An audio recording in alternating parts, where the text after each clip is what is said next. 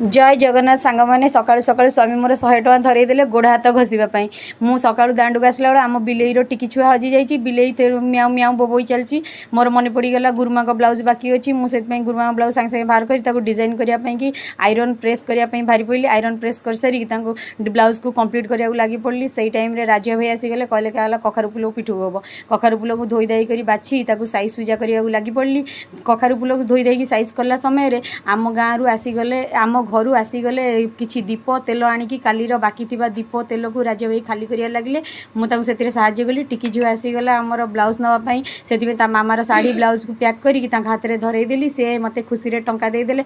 से झी भी बहुत खुशी खुशी तार मामार शाढ़ी ब्लाउज को लेकिन चलीगला।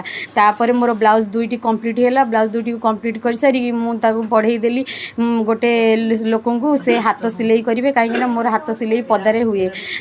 तापर मु पिठो कर लगिली। पिठो आमर उषुना चाउल आम घर समस्ते बहुत पसंद। आम शाशु शशुर समस्ते उषुना चाउल पिठो खाइबा बहुत भल पाती। उषुना चाउल पिठो एत स्वादिष्ट होता है। मो छुआ मैंने भावती जे मामा पिज्जा कर पिज्जा कहीकि से बहुत खुशी रे छोट छोट छुआ मोर खाइबा को लगती। से पिज्जा सरिया परे आम शाशु रसवाला को डाकी आनी मो हाथ में गोटे सुंदर स्टील टिफिनटे धरईदेले। मुझे स्टील टिफिन को देखिए भारी खुशी होगली। स्टील टिफिन दाम आम आड़े 300 टଙ୍କା। आपण आड़े केते टଙ୍କା मते कमेंट रे जणाइबे। रहिली जय जगन्नाथ।